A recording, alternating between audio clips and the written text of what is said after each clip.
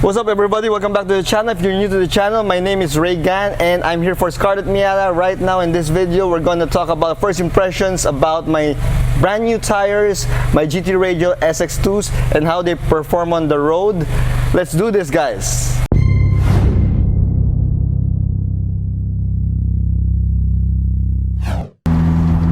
So a bit of a background, everyone knows that I've changed my wheels and tires, so I'm now sporting Advan Racing RZ2s from Yokohama in terms of wheels, and I also have a set of GT Radial SX2s, semi-street and track tires for my tires. Now, after the install video, I put her through her paces. I took her on a nearly 1,000-kilometer road trip heading out to Baler, Aurora, and in this road trip I was able to test her out very well because it was a mix of highway, rough road, and mountain twisties all in one road trip. So anyway, what's my impression about these GT Radial SX2s? Did they really improve on my car, on my Scarlett? Did Scarlett become even more perfect than perfect?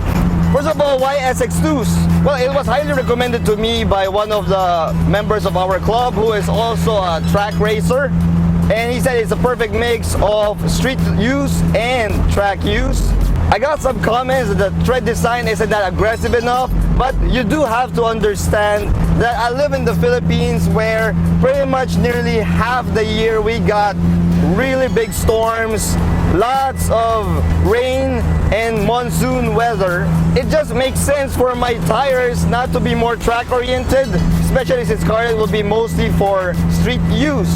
I need to make sure that my tires would still have some wet driving usability in it just in case Scarlett gets caught out in the rain. Anyway, so on to my first impressions. This is not an in-depth tire review that you see on other YouTube videos because I'm not really a tire expert. I just want to share with you my initial impressions of the wheel and tire combo. So I came out with 5 major standouts about these SX2 tires and the RZ2 wheels that made me really feel it immediately from the very first kilometer all the way up to now. Been driving for over 1,000 kilometers.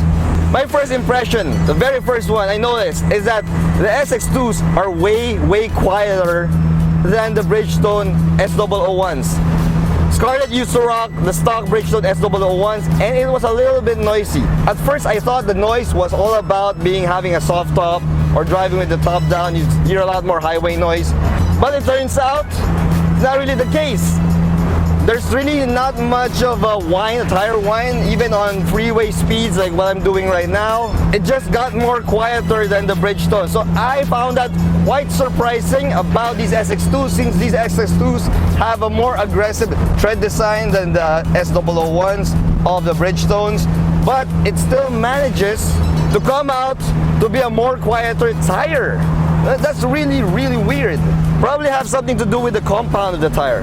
Anyway, second impression about these SX2s is, of course, my expectation was being a little bit more track oriented than the S001s. These SX2s should grip and grip hard. Well, I was mistaken.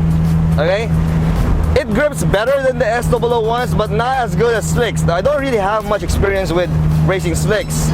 But, well, I had a newbie error, and my newbie error was taking her out for the first time. I gunned it. I was hitting corners like really fast without realizing that you gotta make the tires break in first, at least for the first 500 kilometers or so. You see, there's still, those chemicals and those compounds around the tire that helps prevent it from expiring or from spoiling while in storage. And I had to rub that off on the road before I take her out for any kind of performance driving. So at first I was sliding all over the place and I was thinking, what the hell is going on? These are supposed to be stickier than my S001s, but I was sliding. But it turns out it's just because the tires weren't broken in.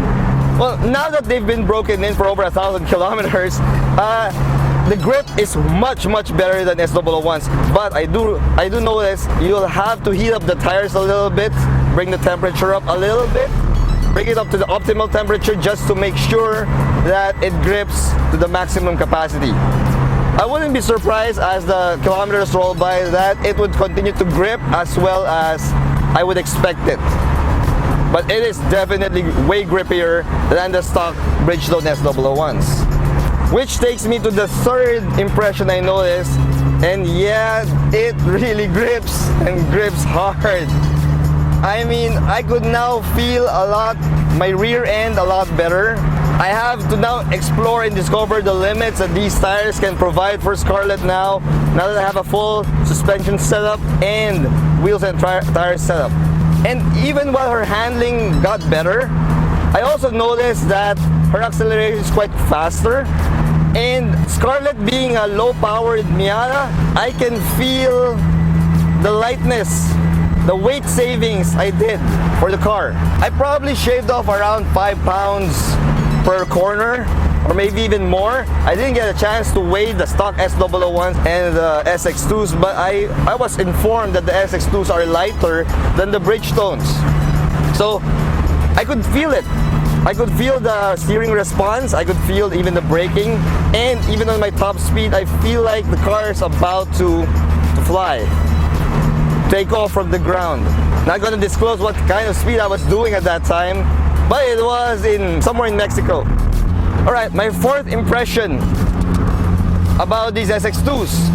It probably has nothing to do with compound or the type of tire, but really more of the size. You see, I went up from 205/45 to 215/45. And for those who are not really familiar with tire speak, that just means that my tires became a little bit thicker. I got more sidewalls in my tires since 215/45 is a little bit thicker, maybe a quarter of an inch thicker than the 205/45s of the Bridgestones. And that translated to a more comfortable ride, believe it or not.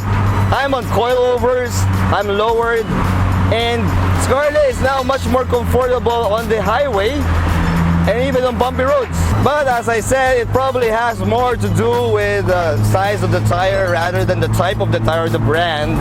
I mean, if you go thicker tires, then definitely you'll have more tire play and you'll have softer, more comfortable ride because there's more cushion between your wheels and the road. Alright, my fifth impression about these SX2s is, first of all, I was a little bit apprehensive when it comes to these tires because I know that they are a little bit softer compound. Although, funny, the tread wear on these are 280 and the tread wear, I think, on my Bridgestone S001s were 260. But I do know that it's a more track-oriented tire than the Bridgestone, so the compound would be softer. And that's one of my apprehensions because even though I vlog on nice roads like these, we have a lot of dirt roads, bumpy roads with a lot of debris in it. And my concern was the compound might not be strong enough to withstand daily driving on these not so good roads. And I was pleasantly surprised taking her up nearly 700 kilometers round trip to Baler. We were going through some dirt roads, we're going through some even flooded streets, and the SX2s, they held up pretty well. Didn't have any issues with it. So yeah, overall it is a decent street tire with a little bit of track orientation. So there you have it, guys. That was my street review, my first impression of these GT Radial SX2 for 5,000 pesos and change per piece. They are a bang for the buck. Fantastic buy. If you could get them in your area and you drive a relatively low powered vehicle like a Miata or an 86 or maybe even up to a 370Z, then the GT Radial SX2s are a fantastic buy. These tires are like the majority tires being used in Batangas Racing Circuit and Clark International Speedway in terms of the top 100 lap times, official lap times in 2018. And that says a lot about these tires. They're cheap, they're street friendly, and they perform well enough for the track. I hope you like this video, guys. Anyway, if you like this video, subscribe to my channel and hit that like button as well. Anyway, I'll catch you again in the next video. See you again soon. Bye-bye.